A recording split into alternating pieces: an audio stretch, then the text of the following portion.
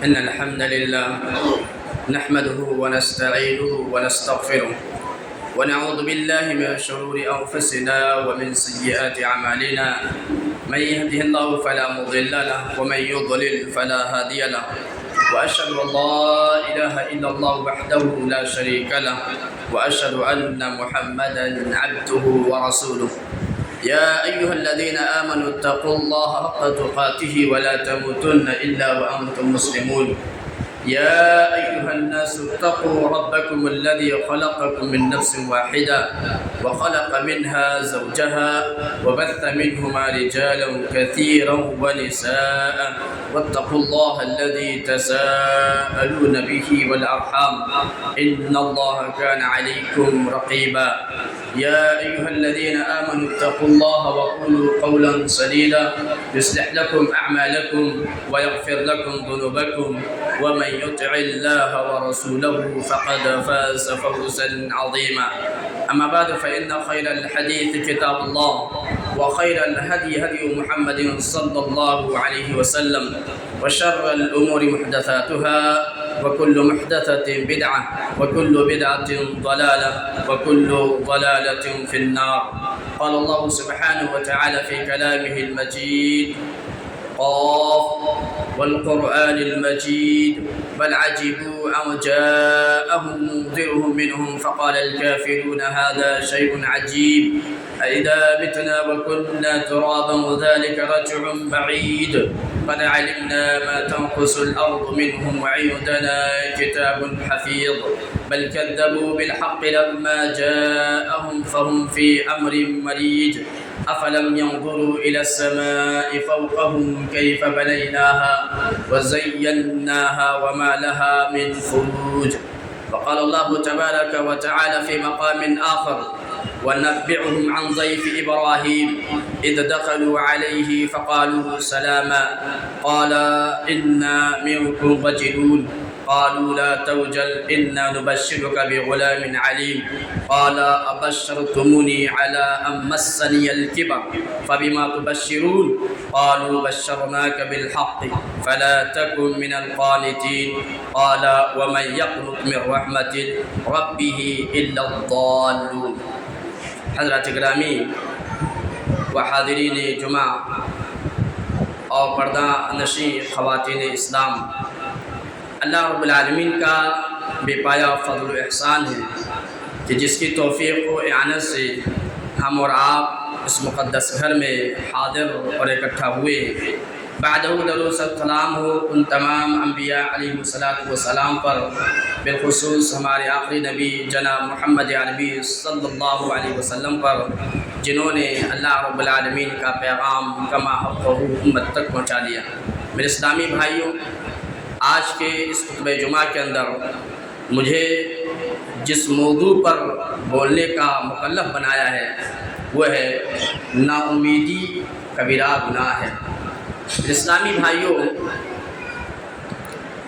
ابھی خطبہ مسنونہ کے بعد میں نے سورہ حجر کی چند آیات آپ کے روبرو تلاوت کی ہے، جس کے اندر اللہ رب العالمین نے حضرت ابراہیم علیہ السلام کے مہمانوں کا تذکرہ فرمایا ہے. اللہ رب العالمین نے فرمایا وَنَبِّئْهُمْ عَنْ ضَيْفِ إِبْرَاهِيمَ، اور اے نبی آپ ان لوگوں کو ابراہیم علیہ السلام کے مہمانوں کے بارے میں بتا دیجیے. اذ دخلوا علیہم، جب فرشتے حضرت ابراہیم علیہ السلام کے پاس مہمان کی شکل میں آئے، فقالوا، اور کہا سلام، ابراہیم تم پر سلامتی ہو. قال انا منکم وجلون، حضرت ابراہیم علیہ السلام نے کہا کہ یقیناً میں تم سے ڈرتا ہوں. قالوا لا توجل، کہا کہ تم ڈرو نہیں. انا نبشرک بغلام علیم، یقیناً ہم تمہیں ایک صاحب علم فرزند کی خوشخبری دیتے ہیں. قال، حضرت ابراہیم علیہ السلام نے فرمایا ابشرتمونی علی ام مسنی الکبر، کیا تم لوگ مجھے صاحب اولاد کی خوشخبری دیتے ہو؟ کیا تم لوگ مجھے بچے کی خوشخبری دیتے ہو جب کہ میں بڑھاپے کی عمر میں پہنچ چکا ہوں؟ فَبِمَا تُبَشِّرُونَ، پھر کس چیز کی خوشخبری دیتے ہو؟ بچے پیدا ہونے کی جو آثار ہیں وہ سارے آثار خود ختم ہو چکے ہیں، اور تم لوگ مجھے بچے کی خوشخبری دے رہے ہو؟ کس چیز کی خوشخبری؟ کیسی خوشخبری؟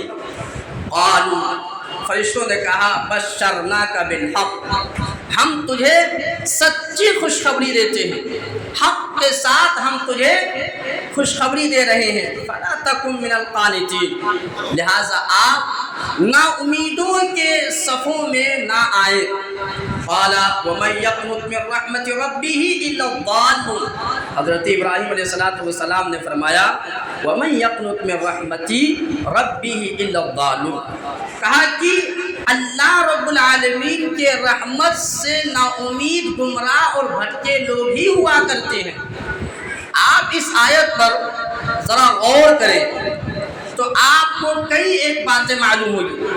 پہلی بات تو آپ کو یہ معلوم ہوگی کہ اللہ رب العالمین سے نا امید وہی لوگ ہوا کرتے ہیں جو راہ راستے سے بھٹکے ہوئے ہوتے ہیں، جو صراط مستقیم سے بھٹکے ہوئے ہوتے ہیں، جو گمراہ ہوتے ہیں، وہی لوگ اللہ رب العالمین کی رحمت سے نا امید ہوتے ہیں، اور وہی اللہ رب العالمین کے سلسلے میں بدگمان ہوتے ہیں۔ جو اللہ پر ایمان رکھتا ہے، رسولوں پر ایمان رکھتا ہے، اور قیامت کے دن پر ایمان رکھتا ہے، جو حقیقی معنوں میں مومن ہے، مسلمان ہے، وہ کبھی بھی اللہ رب العالمین کی ذات سے، اللہ کی رحمت سے نا امید نہیں ہو سکتے۔ اسی لیے آپ دیکھیں گے سورہ یوسف کے اندر حضرت یعقوب علیہ السلام کا واقعہ اللہ رب العالمین نے بیان فرمایا ہے کہ حضرت یعقوب علیہ السلام کے چہیتے بیٹے حضرت یوسف علیہ السلام گم ہو جاتے ہیں۔ ایک لمبا واقعہ ہے کہ ان کے ہی اولاد نے انہیں کنویں میں پھینک دیا تھا۔ چنانچہ حضرت یوسف علیہ السلام کو تلاش کرنے کے لیے، اس کو ڈھونڈنے کے لیے حضرت یعقوب علیہ السلام نے اپنا اولاد سے مخاطب کر کے کہا کہ یا بنی اذهبوا، کہ اے میرے بچوں تم لوگ جاؤ، فتحسسوا من یوسف واخیہ، اور یوسف اور اس کے بھائی کو تلاش کرو، ولا تیأسوا من روح اللہ، اور اللہ رب العالمین کے رحمت سے نا امید نہ ہو۔ انہ لا یأیس من روح اللہ الا القوم الکافرون، کیونکہ اللہ رب العالمین سے نا امید کافر لوگ ہی ہوا کرتے ہیں۔ تو اس آیت کریمہ کے اندر اللہ تبارک و تعالیٰ نے ہم اور آپ کو ایک اہم پیغام یہ دیا ہے کہ نا امید ہونا یہ کافر لوگوں کی اہم صفت ہوتے ہیں۔ مومن لوگ کبھی بھی نا امید نہیں ہوتے۔ مومن لوگ ہمیشہ اللہ رب العالمین سے امید لگائے رکھتے ہیں، اللہ رب العالمین کے ذات سے، اللہ رب العالمین کی رحمت سے ہمیشہ مومن لوگ امید لگائے رکھتے ہیں کہ میرے ساتھ خیر ہی ہوگا، میرے ساتھ اچھا ہی ہوگا۔ لیکن جو لوگ راہ راست سے بھٹکے ہوئے ہوتے ہیں، جو لوگ گمراہ ہوتے ہیں، جو لوگ کافر ہوتے ہیں، تو وہ لوگ اللہ رب العالمین کی رحمت سے نا امید ہو جاتے ہیں۔ چھوٹی چھوٹی چیزوں میں، چھوٹی چھوٹی باتوں میں وہ لوگ نا امید ہو جایا کرتے ہیں۔ تو اللہ تبارک و تعالیٰ نے ان دونوں آیتوں کے اندر ہم اور آپ کو ایک اہم پیغام یہ دیا کہ کبھی بھی انسان کو، کبھی بھی مومن اور مسلمان کو اللہ رب العالمین سے نا امید نہیں ہونا چاہیے۔ حالات جیسے بھی ہو، حالات کتنوں ہی بدتر کیوں نہ ہو جائے، حالات کتنوں ہی خراب کیوں نہ ہو جائے، ہم کتنوں ہی مصیبت اور پریشانی میں گھرے ہوئے کیوں نہ ہو، لیکن کبھی بھی انسان کو اللہ رب العالمین سے نا امید نہیں ہونا چاہیے۔ یہی مومنوں کی ایک اہم صفت ہے میرے اسلامی بھائیوں۔ اسی لیے آپ دیکھیں گے صحیح مسلم کی ایک روایت میں ہے، راوی حدیث ابو ہریرہ رضی اللہ تعالی عنہ وہ کہتے ہیں کہ اللہ کے نبی صلی اللہ علیہ وسلم نے ارشاد فرمایا لو یعلم المؤمن ما عند اللہ من العقوبۃ ما طمع بجنۃ احد، کہا کہ مومن لوگ اگر جان جائے کہ اللہ کے پاس کیا کیا سزائیں ہیں تو وہ جنت کی امید نہیں رکھیں گے، تو وہ جنت کی امید نہیں رکھیں گے۔ وَلَوْ يَعْلَمُ الْكَافِرُ مَا عِنْدَ اللَّهِ مِنَ الرَّحْمَةِ مَا قَنَطَ مِنْ جَنَّتِهِ أَحَدٌ، اور اگر کافر لوگوں کو معلوم ہو جائے کہ اللہ رب العالمین کی رحمت کتنی بڑی ہے تو وہ کبھی اللہ رب العالمین کے جنت سے نا امید نہیں۔ اللہ، معلوم یہ ہوا کہ مومن کو ہمیشہ اللہ رب العالمین کے ساتھ، اللہ رب العالمین کے رحمت کے ساتھ ہمیشہ امید لگائے رکھنے چاہیے کہ ہمارے ساتھ اللہ رب العالمین خیر ہی کرے گا، اللہ رب العالمین ہمارے ساتھ بہتر اور بھلائی ہی کرے گا۔ جب اللہ تبارک و تعالیٰ نے کافروں کے سلسلے میں کہا کہ کافروں کو اگر معلوم ہو جائے کہ اللہ کی رحمت کتنی بڑی ہے، اللہ کی رحمت کتنا کشادہ ہے، تو کافر لوگ بھی جنت کی امید رکھیں کہ جنت ہو سکتا مجھے مل جائے۔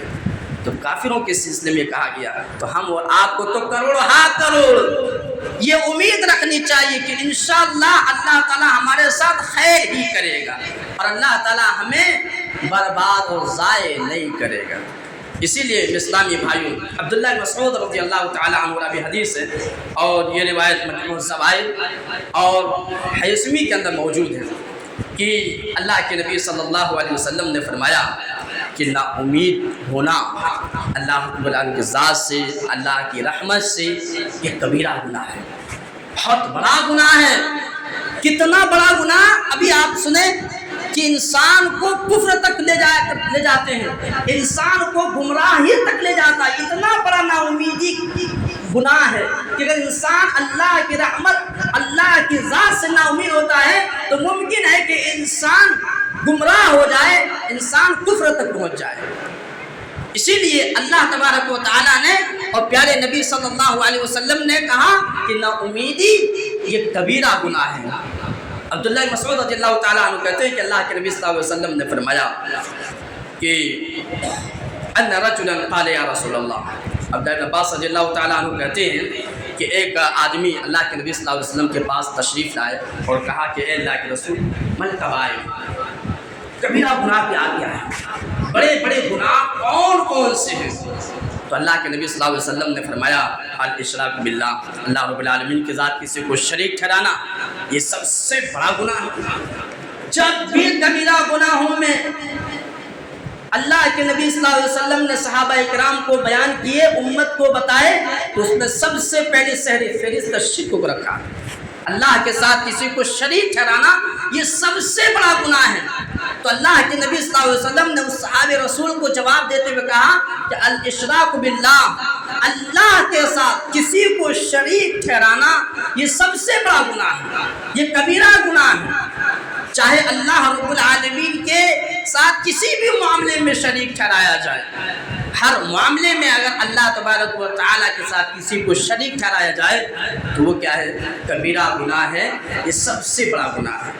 اور کہا والعیاذ من روح اللہ والقنوط من رحمت اللہ، اور اللہ رب العالمین کی رحمت سے، اللہ کی ذات سے نا امید ہونا یہ بھی کبیرہ گناہ ہے۔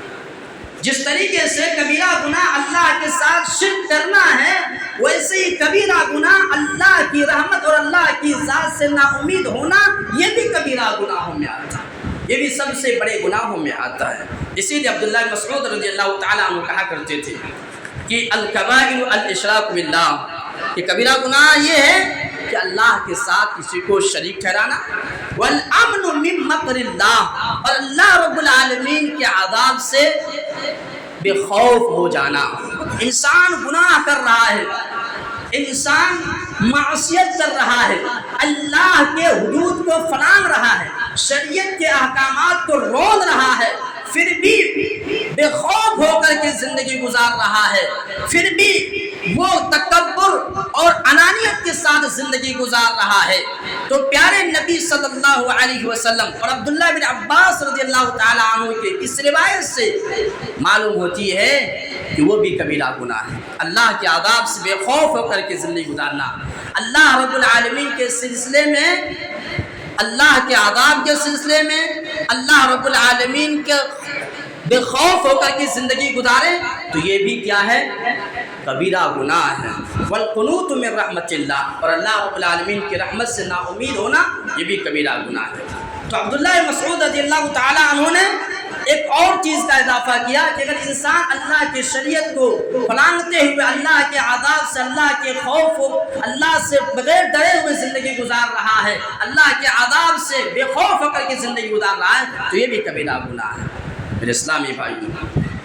اسی لیے اللہ کے نبی صلی اللہ علیہ وسلم نے فرمایا کہ اگر کوئی انسان اللہ کے تئیں، اللہ رب العالمین کے سلسلے میں اچھا گمان رکھتا ہے، بہتر گمان رکھتا ہے، بالخصوص موت کے وقت، یہ بڑا کٹھن مرحلہ ہوتا ہے کہ انسان بہت بڑی بیماری میں مبتلا ہے، موت اسے اب آنی ہے، جاکنی کے عالم میں ہے۔ ایسے موقع پر اگر انسان اللہ تبارک و تعالیٰ کے سلسلے میں اچھا گمان رکھتا ہے، اچھی امید رکھتا ہے، یہ بہت بڑی بات ہے۔ اور پیارے نبی صلی اللہ علیہ وسلم نے فرمایا کہ اگر کوئی شخص ایسے مرحلے میں، جاکنی کے عالم میں، غرغرے کے حالت میں بھی اگر انسان اللہ رب العالمین کے تئیں اچھا گمان رکھتا ہے تو اللہ تبارک و تعالیٰ اس کو اس کے گمان کے مطابق عطا فرماتا ہے۔ اتنی بڑی بات ہے۔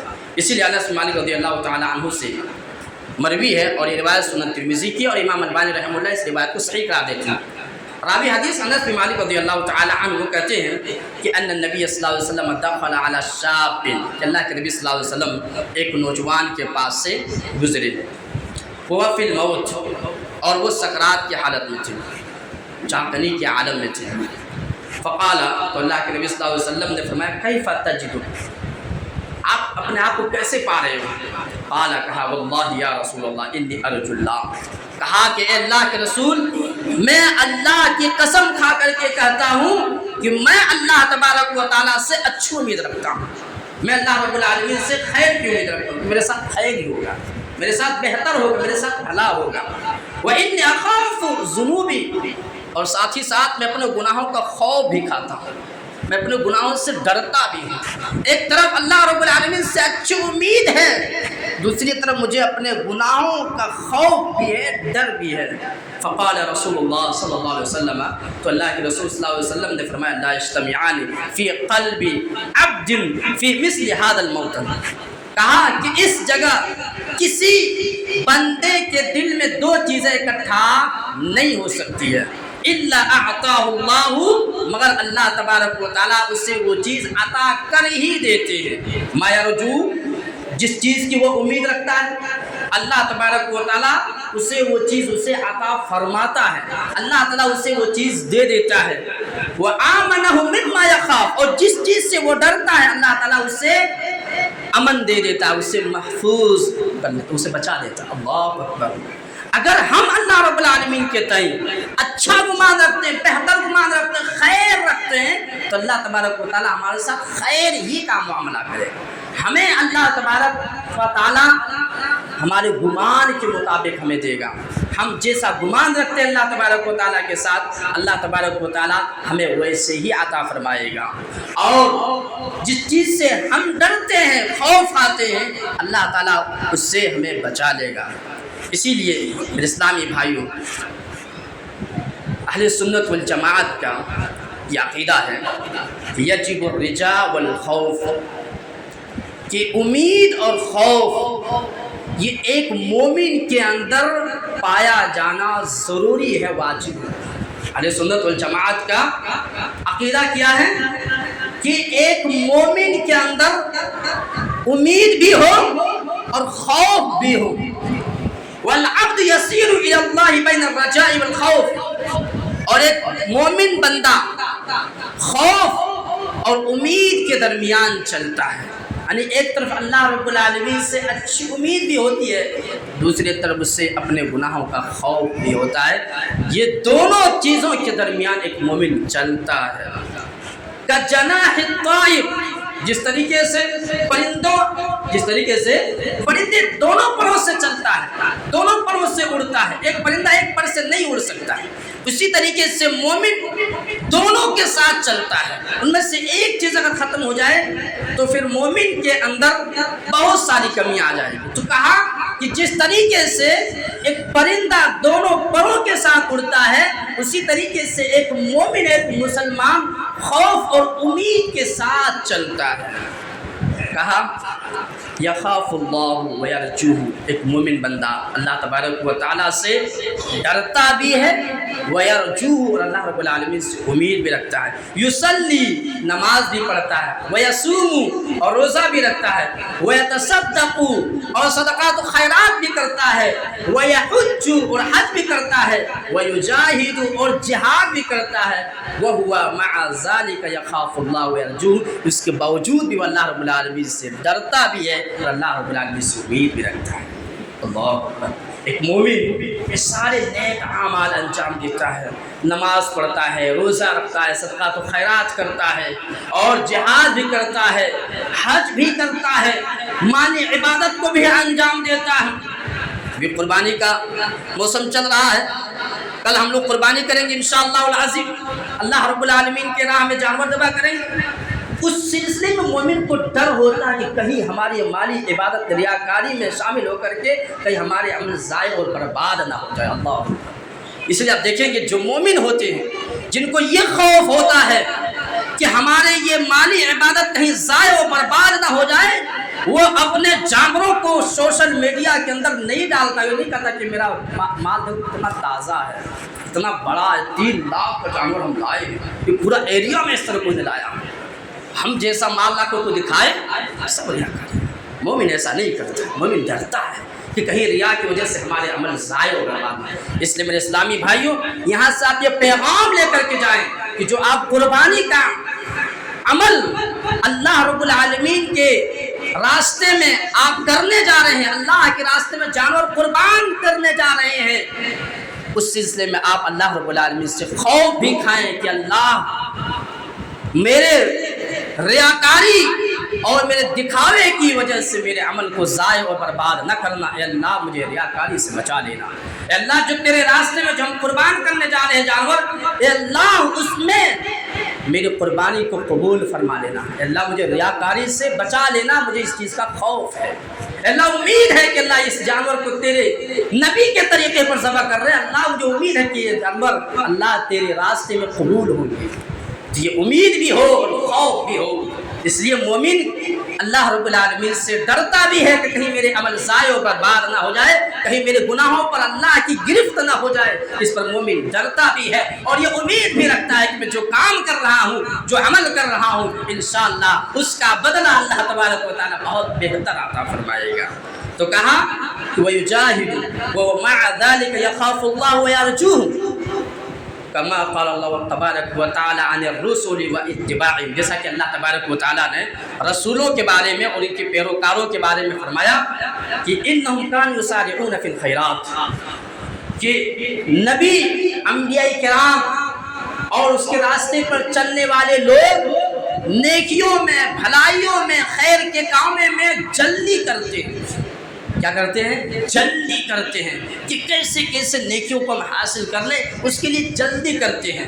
وَيَدْعُونَنَا رَغَبًا وَرَهْبًا، اور ہم سے دعا کرتے ہیں خوف کے ساتھ بھی اور امید کے ساتھ بھی، یعنی اللہ رب العالمین کے عذاب سے ڈرتے ہوئے بھی دعا کرتے ہیں کہ اللہ میرے نیکیوں کو ضائع نہ کرنا، اللہ مجھے برباد نہ کرنا، اے اللہ میرے نیکیوں کو اس طرح سے تباہ و برباد نہ کرنا، اس چیز کا خوف بھی جو ستا رہا ہوتا ہے اور اللہ سے دعا کرتا ہے اس ڈر کے ساتھ کہ میرے عمل کو ضائع نہ ہو جائے، وَرَغَبًا، اور یہ امید رکھتے ہوئے کہ اللہ تعالی ہمیں ضرور بے ضرور جنت کے اندر داخلہ نصیب فرمائے گا۔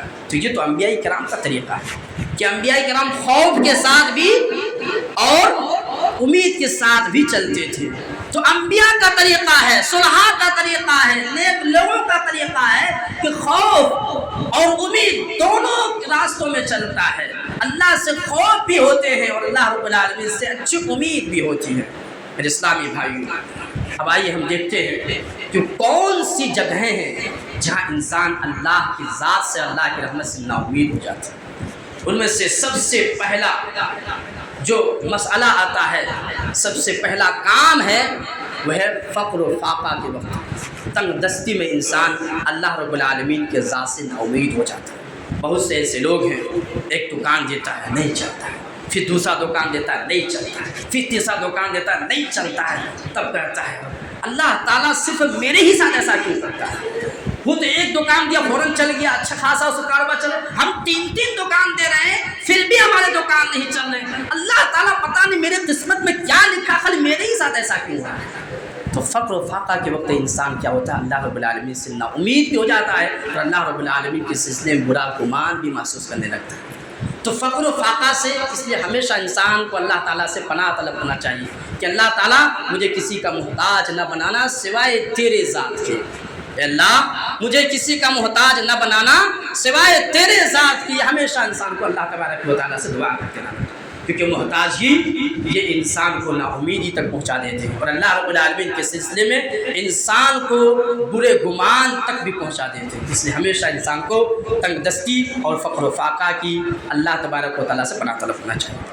اسی طریقے سے دوسرا جو کام ہے، دوسری جو چیز ہے جس میں انسان اللہ کی ذات، اللہ کی رحمت سے نا امید ہو جاتے ہیں، وہ بیماری بڑی خطرناک چیز ہے۔ اس میں انسان اللہ رب العالمین کی رحمت سے نا امید ہو جاتے ہیں اور گھبرا کر کے اللہ رب العالمین کے سلسلے میں برا گمان بھی رکھنے لگتے ہیں۔ تو اسی لیے آپ کے ساتھ جب ایسا مسئلہ ہو تو آپ ضرور حضرت ایوب علیہ السلام کا واقعہ اپنے زندگی میں رکھیے گا۔ جب بیمار پڑ جائیں اور بیماری لمبا وقفہ لینے لگے، لمبا ٹائم لینے لگے، تو فوراً حضرت ایوب علیہ السلام کا واقعہ یاد کیجیے۔ انشاءاللہ کبھی اللہ کی ذات سے نا امید نہیں ہوں گے اور نہ ہی اللہ رب العالمین کے ساتھ آپ برا گمان رکھیں گے۔ حضرت ایوب علیہ السلام 1-2 مہینے کی بات نہیں، کافی سالوں تک بیماری میں مبتلا رہے۔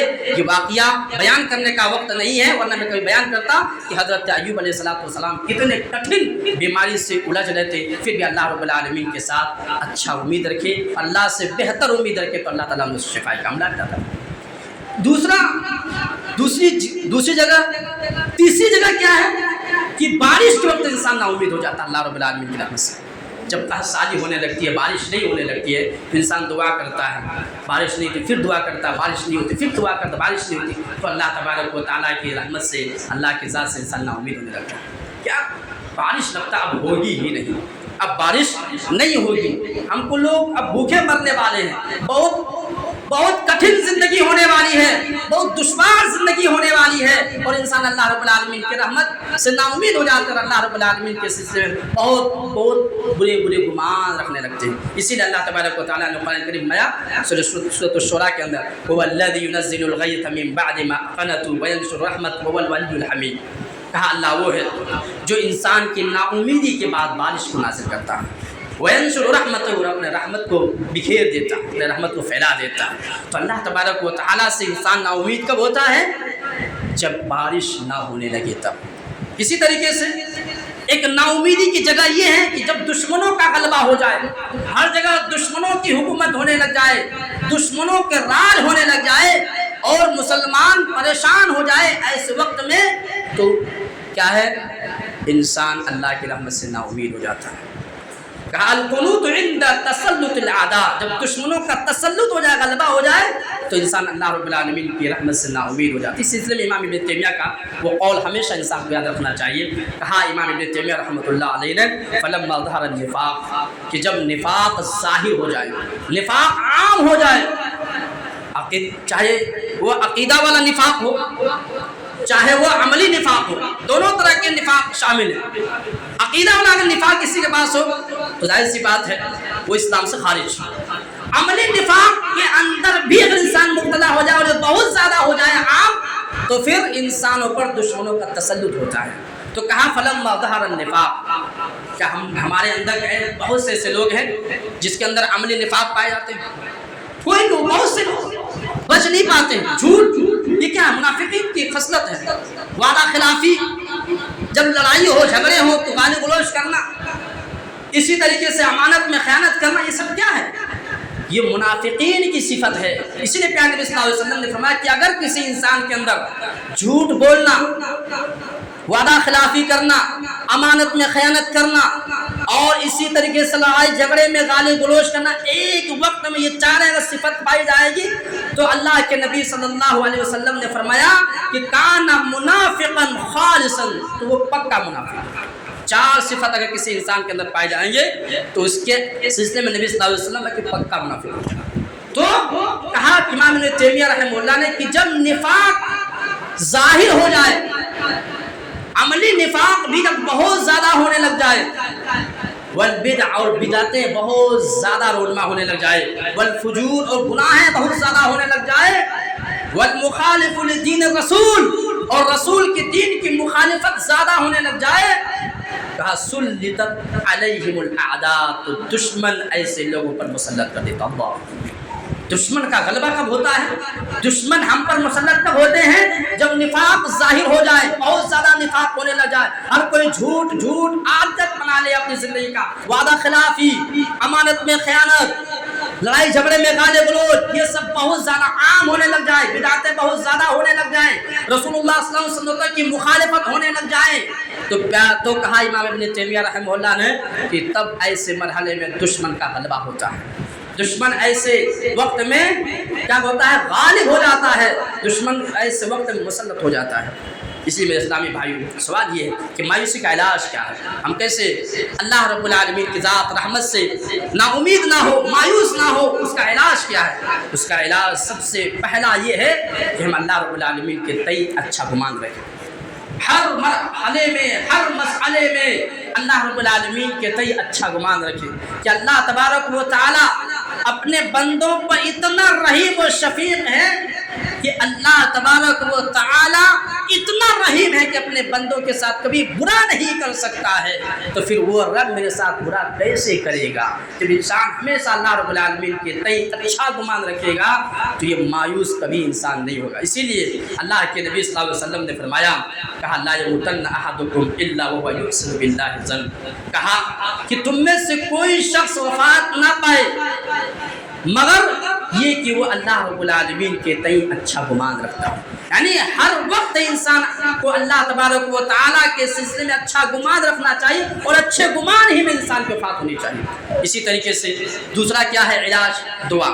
ہمیشہ اللہ تبارک و تعالیٰ سے دعا کرنا چاہیے، جس طریقے سے انبیاء کرام نے دعا کی، زکریا علیہ السلام ابھی درس میں گزرے، اسی طریقے سے حضرت یعقوب علیہ السلام، حضرت ابراہیم علیہ السلام، یہ سب کون ہیں؟ حضرت ابراہیم، حضرت زکریا، یہ لوگ بڑھاپے میں اللہ تبارک و تعالیٰ سے اولاد مانگتے رہے، کبھی نا امید نہیں، ہمیشہ اللہ رب العالمین سے امید رکھتے، اور اس امید کے ساتھ ہمیشہ یہی امید رکھتے تھے کہ اللہ تعالیٰ ہمیں ضرور وارث عطا فرمائے گا، ہمیں ضرور اولاد دے گا۔ اللہ تعالیٰ نے دیا، جس سے گمان رکھا اللہ تعالیٰ نے عطا فرمایا۔ حضرت ابراہیم علیہ السلام اسماعیل علیہ السلام عطا کیا، جس کی سنت ہم لوگ زندہ کرتے ہیں قربانی دے کر کے۔ حضرت اسی طریقے سے زکریا علیہ السلام، بہت سارے انبیاء کرام، تو اس لیے ہمیشہ اللہ تبارک و تعالیٰ سے دعا کرتے رہنا چاہیے کہ اللہ تعالیٰ مجھے وہ چیز عطا فرما، اللہ تعالیٰ آپ کو ضرور عطا فرمائے گا۔ اسی طریقے سے میرے اسلامی بھائیوں، ہم اور آپ کو دعا یہ بھی کرنا چاہیے، وَلَا تُسَلِّطْ عَلَيْنَا مَن لَّا يَرْحَمُنَا، اے اللہ ہم پر ایسے شخص کو مسلط نہ کرنا جس کو ہمارے تئیں رحم نہ آئے، یہ ہمیشہ دعا کرتے رہنا چاہیے۔ اللہ تعالیٰ سے دعا ہے کہ اللہ تعالیٰ ہم تمام مسلمانوں کو اللہ رب العالمین کے تئیں ہمیشہ اچھا گمان رکھنے کی توفیق عطا فرما۔ اللہ تعالیٰ ہمیں جب تک دنیا کے اندر رکھے دین اسلام پر رکھے، اور جب ہمارا خاتمہ ہو تو خاتمہ بالخیر ہو۔ اقول لکم ما تسمعون فاستغفروا اللہ لی ولکم۔ إن الحمد لله نحمده ونستعينه ونستغفره ونعوذ بالله من شرور أنفسنا ومن سيئات أعمالنا، من يهد الله فلا مضل له ومن يضلل فلا هادي له، وأشهد أن لا إله إلا الله وحده لا شريك له، وأشهد أن محمدا عبده ورسوله، أما بعد فإن خير الحديث كتاب الله، وخير الهدي هدي محمد صلى الله عليه وسلم، وشر الأمور محدثاتها، وكل محدثة بدعة، وكل بدعة ضلالة، وكل ضلالة في النار۔ قال الله سبحانه وتعالى إن الله وملائكته يصلون على النبي يا أيها الذين آمنوا صلوا عليه وسلموا تسليما، اللهم صل على محمد وعلى آل محمد كما صليت على إبراهيم وعلى آل إبراهيم إنك حميد مجيد، اللهم بارك على محمد وعلى آل محمد كما باركت على إبراهيم وعلى آل إبراهيم إنك حميد مجيد۔ عباد الله رحمكم الله، إن الله يأمر بالعدل والإحسان وإيتاء ذي القربى وينهى عن الفحشاء والمنكر والبغي يعظكم لعلكم تذكرون، اذكروا الله يذكركم ولذكر الله أكبر، والله يعلم ما تصنعون، قوموا للصلاة۔